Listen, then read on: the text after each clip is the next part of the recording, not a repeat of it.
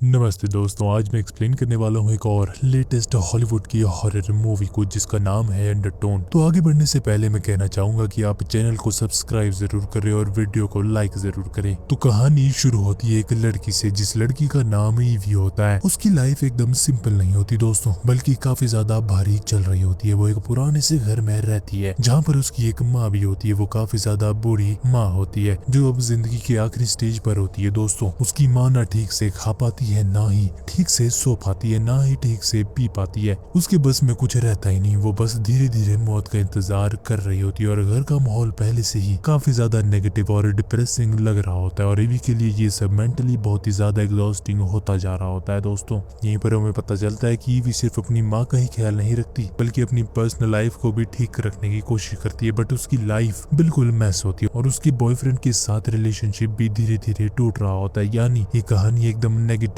Tone के साथ शुरू होती है और दोनों के बीच कम्युनिकेशन भी कम हो गया होता है। यानी ये लड़की बिल्कुल अकेली पड़ चुकी है और मिसअंडरस्टैंडिंग बढ़ रही होती है इसके दिमाग में। ऊपर से ईवी प्रेग्नेंट भी होती है दोस्तों। ये एक और बहुत ही बड़ा बर्डन होता है इस लड़की के लिए। लेकिन सच ये होता है कि वो इस बेबी को लेकर बिल्कुल भी खुश नहीं होती। उसको लगता है कि ये सब उसकी लाइफ को और भी ज्यादा कॉम्प्लिकेटेड और एक बर्डन भरी जिंदगी बना देगा, क्योंकि पहले से ही वो अपनी माँ का बर्डन उठा रही है और अब बॉयफ्रेंड के धोखा देने के बाद भी उसे ये सब झेलना है और एक बच्चे का बर्डन भी संभालना है। तो इन्हीं प्रॉब्लम्स के बीच ईवी की जिंदगी शुरू होती है दोस्तों और ईवी अपना दिमाग डाइवर्ट करने के लिए एक पॉडकास्ट शुरू कर देती है। और ये कोई नॉर्मल पॉडकास्ट नहीं होता बल्कि एक हॉरर और पैरानॉर्मल स्टोरीज पर बेस्ड पॉडकास्ट होता है। यानी उसके पास एक को होस्ट भी होता है जिसका नाम होता है जस्टिन, जो एक दूसरी सिटी में रहता है दोस्तों। दोनों अलग अलग टाइम जोन्स में होते हैं, इसीलिए उन्हें पॉडकास्ट रिकॉर्ड करने का सिर्फ एक ही वक्त मिलता है और वो वक्त होता है रात के 3 बजे, यानी सुबह के 3 बजे अगर स्पेसिफिकली बताऊं तो। और सोचो एक लड़की जो पहले से ही इतने ज्यादा स्ट्रेस में है और नेगेटिव लाइफ में है, वो सुबह के 3 बजे अंधेरे में बैठकर हॉरर स्टोरीज डिस्कस कर रही है। ये चीज सोचने से भी काफी ज्यादा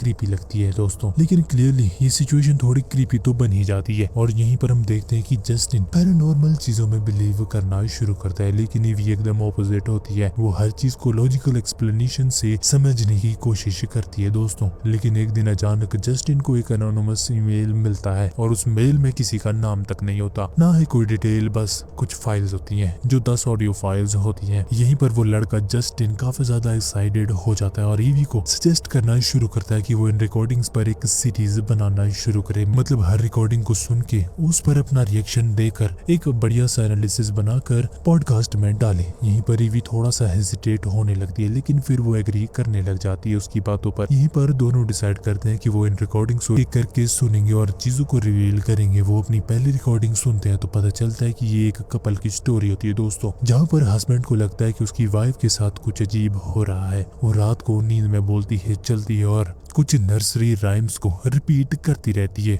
और धीरे धीरे सिचुएशन और भी ज्यादा क्रीपी होने लगती है दोस्तों। यहीं पर जस्टिन एक चीज को नोटिस करता है, रिकॉर्डिंग्स में बार बार एक नाम रिपीट हो रहा होता है और वो नाम होता है अबाजू। जब वो रिसर्च करता है तो पता चलता है कि ये एक एंशिएंट डेमन का नाम है जो बच्चों को टारगेट करता था और अभी भी करता है, खासकर अनबॉर्न या न्यू बॉर्न बेबीज को। और ये सुन के भी थोड़ा सा अनकंफर्टेबल फील करना शुरू करती है। लेकिन फिर वो इन सब चीजों को कोइंसिडेंस समझकर इग्नोर करने की पूरी कोशिश करती है। और एक दिन हम देखते हैं कि ईवी थोड़ा सा फ्रेश एयर लेने के लिए बाहर चली जाती है और वो घर से बाहर होती है। जब वो वापस आती है तो देखती है कि उसकी माँ जमीन पर गिरी हुई होती है। ये चीज देखने में भी काफी ज्यादा डरावनी लगती है दोस्तों। और रूम में कुछ अजीब सी ड्राइंग्स भी बनी हुई होती है, जैसे कि वॉल में कोई रैंडम शेप या फिगर बना दी हो। यहीं पर भी थोड़ा सा तो चौंक जाती है, लेकिन फिर भी वो इन सब चीजों को बिल्कुल भी सीरियसली नहीं लेती। उसको लगता है कि ये सब उसकी माँ की कंडीशन की वजह से हो रहा होगा। लेकिन जब वो और जस्टिन नेक्स्ट रिकॉर्डिंग्स सुनते हैं और चीजें और भी ज्यादा रिवील होने लगती है। यहीं पर नर्सरी राइम्स जो पहले नॉर्मल लग रही होती है अब एक डार्क टोन लेने लगती है, जैसे कि उनके पीछे कोई हिडन मीनिंग हो। यानी जैसे कि London bridge, baa baa black ship, ring around the Roy, सबके पीछे एक डार्क हिस्ट्री छुपी होती है। यहीं पर अब रिकॉर्डिंग्स में अजीब आवाजें भी सुनाई देने लगती है दोस्तों, जैसे कि कोई एंटिटी इंटरफेयर कर रही हो, जैसे कि कोई उनके बीच में घुसने की पूरी कोशिश कर रहा हो। यहीं पर ईवी की पर्सनल लाइफ और भी ज्यादा मेसी हो जा रही होती है और फाइनली वो जस्टिन के साथ कन्फेशन शुरू करती है और कहती है कि वो अपने बेबी को नहीं चाहती, वो इमोशनली अनस्टेबल हो चुकी होती है और कभी कभी तो वो शराब भी पीने लगती है ताकि वो अपने स्ट्रेस को हैंडल कर सके।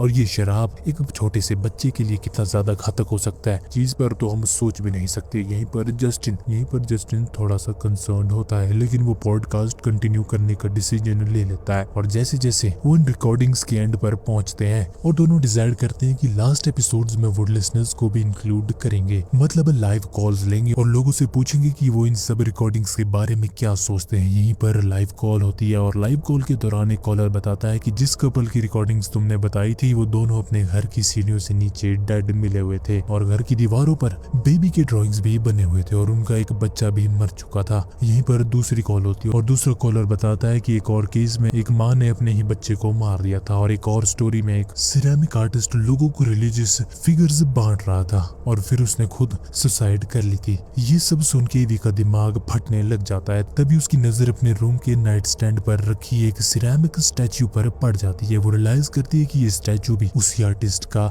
बनाया हुआ स्टैचू है और इसका मतलब ये होता है कि डेमन सिर्फ रिकॉर्डिंग्स तक लिमिटेड नहीं बल्कि वो ऑलरेडी उसके घर में भी पहुंच चुका है। यहीं पर सिचुएशन कंट्रोल से बाहर होने लगती है और घर के अंदर अजीब सी आवाजें भी आने लगती है दोस्तों, और ये चीजें काफी ज्यादा डरावनी होने लगती है और टाइम डिसॉर्ट होने लगता है, जैसे कि घड़ी रुक गई हो और हर तरफ से सारी चीजें ऐसा लगता है कि सब कुछ बिखर चुका है। काफी सारे डिमोनिक साउंड्स सुनाई देने लगती है। वी पैनिक में आ जाती है, वो समझ नहीं पाती कि क्या रियल है और क्या इमेजिनेशन। अचानक से उसकी माँ क्लोजेट के अंदर से बाहर आ जाती है, लेकिन नॉर्मल तरीके से वो बिल्कुल भी बाहर नहीं आती। वो उल्टी डायरेक्शन में चल रही होती है जैसे कि कोई उसको कंट्रोल कर रहा हो, क्योंकि वो तो पहले से ही मर चुकी थी। सीन एकदम से हॉरिफाइंग होने लगता है, फिर अचानक से सब कुछ ब्लैंक यानी ब्लैक होने लगता है और सिर्फ आवाजें ही सुनाई देने लगती है दोस्तों, और फुट स्टेप्स, हैवी ब्रीदिंग और फिर किसी की सीढ़ियों से गिरने की आवाज भी आती है। और यहीं पर कौन गिरा, ईवी या उसकी माँ या दोनों, ये सब मिस्ट्री ही रह जाती है। और इस पॉइंट तक कहानी सिर्फ हॉरर नहीं रह जाती, ये एक साइकोलॉजिकल ब्रेकडाउन की कहानी भी बन जाती है दोस्तों। और क्या ये सब सच में हो रहा है, इस चीज का भी कुछ पता नहीं है, या ईवी अपनी लाइफ के प्रेशर की वजह से स्लोली मेंटली ब्रेकडाउन का शिकार हो रही है, इस चीज का जवाब अभी तक नहीं मिलता दोस्तों। और क्या डेमन अबाजू सच में एग्जिस्ट करता है या ये सब उसके दिमाग का इल्यूजन है, ये सब सवाल अनआंसर्ड ही रह जाते हैं और यहीं से कहानी एक और गहरी लूप पर फंसने लग जाती है। और जब स्क्रीन ब्लैक हो जाती है तो सिर्फ आवाजें ही सुनाई देने लगती है दोस्तों, और वो आवाज जो सीढ़ियों के किसी के गिरने की आवाज थी, यहीं पर ऑडियंस के दिमाग में ही एक ही सवाल छोड़ देती है कि आखिर हुआ क्या, ये फिल्म किस डायरेक्शन में जा रही है, यहीं पर ईवा जिंदा है या नहीं ये भी पता नहीं होता, और उसकी माँ का क्या हुआ। और सबसे बड़ा सवाल तो ये होता है कि क्या सच में कोई डेमन था या उसके दिमाग का कोई खेल था। मैं जानता हूँ यहाँ पर काफी ज्यादा कंफ्यूजन क्रिएट हो चुकी है, बल्कि यहीं से इसका असली मीनिंग भी समझ आने लगता है दोस्तों। और धीरे धीरे जो क्लूज पूरी कहानी में छोड़े गए थे वो कनेक्ट होने लगते हैं। और सबसे पहले पॉसिबिलिटी तो ये होती है कि सब सुपरनेचुरल था, मतलब डेमन अबाजू सच में एग्जिस्ट करता है। ये डेमन नॉर्मली उन लोगों को टारगेट करता है जो इमोशनली काफी ज्यादा टूटे हुए या काफी ज्यादा वीक होते हैं, और खासकर प्रेग्नेंट वुमेन या मदर्स। और ये भी एक परफेक्ट टारगेट था जिसे इस डेमन ने टारगेट किया था। और सोचो, एक लड़की जो पहले से ही मेंटली टूट चुकी है और उसकी माँ भी मरने वाली है और उसका रिलेशनशिप भी टूटा हुआ है और अनवांटेड प्रेगनेंसी के साथ वो जी रही है, और उसका दिमाग भी बीमार हो चुका है, और इसी चीज का फायदा उठाकर डेमन उसको उठा देता है। और यही से थ्योरी ये कहती है कि वो अजीब सा ईमेल रैंडम नहीं था, बल्कि डेमन ने खुद वो रिकॉर्डिंग्स ईवी तक पहुंचाई थी, और हर रिकॉर्डिंग्स एक रिचुअल का पार्ट थी। और जैसे जैसे ईवी उन्हें सुनती गई वो अनोइंगली एक रिचुअल कंप्लीट करती गई, और ऑडियो फाइल्स सिर्फ स्टोरीज नहीं थी, वो एक माध्यम थी ईवी को फंसाने का, और एक दरवाजा था जिसे डेमन उसके घर में एंटर कर सकते थे। और वो सिरेमिक स्टैचू वो भी एक माध्यम था, एक एंकर जिसके थ्रू डेमन ऑलरेडी उसके घर में आ चुका था। और जब लास्ट रिकॉर्डिंग कंप्लीट होती है दोस्तों तो रिचुअल भी कंप्लीट हो जाता है, और उसी मोमेंट पर डेमन पूरी तरह से मैनिफेस्ट हो जाता है। और उसकी माँ का अजीब सा व्यवहार, उल्टा चलना, अजीब से ड्राइंग्स और पोजेशन के सिग्नेचर्स ये बताते हैं कि वो पोजेस हो चुकी है। यहीं पर यह हो सकता है कि डेमन ने पहले उसकी माँ को कंट्रोल किया हो, क्योंकि वो ऑलरेडी डेथ के काफी ज्यादा करीब थी और वीक थी। और फिर फाइनल स्टेप में डेमन का टारगेट ईवी होती है या उसका अनबॉर्न चाइल्ड, क्योंकि अबाजू का मेन गोल होता है कि वो बच्चों को कैप्चर करे। और हो सकता है उसका प्लान ये हो कि वो ईवी और उसकी माँ दोनों को मार दे और फिर अनबॉर्न चाइल्ड के थ्रू एक और नई फॉर्म ले ले। अगर ये थ्योरी सही है तो लास्ट सीन में जो आवाज आई वो या तो ईवी की थी या ईवी की मौत थी या उसकी माँ की मौत थी या दोनों की, और ये डीमन अपना काम कंप्लीट कर चुका होता है दोस्तों। ये फिल्म कभी भी क्लियर आंसर नहीं देती दोस्तों, और डायरेक्टर डेलिबरेटली एम्बिग्युइटी छोड़ देता है ताकि ऑडियंस खुद डिसाइड करे कि एंडिंग क्या है और क्या सच है और क्या नहीं। और यही चीज इस कहानी को इतना ज्यादा पावरफुल और काफी ज्यादा कॉम्प्लेक्स बनाती है। और ये कहानी एक तरफ प्योर हॉरर है और अनसीन डीमन, डार्क रिचुअल और पोजेशन है, और दूसरी तरफ पूरी साइकोलॉजी है, यानी मेंटल ब्रेकडाउन, ट्रॉमा या लोनलीनेस। दोनों इंटरप्रिटेशन एक साथ एग्जिस्ट करते हैं दोस्तों, और ईवा का क्या हुआ ये हमें कभी पता नहीं चलता, लेकिन उसका डर, उसकी आवाज और उसका अंडरटोन हमारे दिमाग में रह जाता है, और शायद यही इस कहानी का सबसे बड़ा हॉरर है। और दोस्तों कहानी यहीं पर अपना अंतिम चरम छूती है बिना किसी एंडिंग के। अगर वीडियो पसंद आया तो वीडियो को लाइक और शेयर जरूर करना, और जाने से पहले चैनल को सब्सक्राइब करना ना भूलना। मिलते हैं अगली वीडियो में, तब तक के लिए धन्यवाद दोस्तों।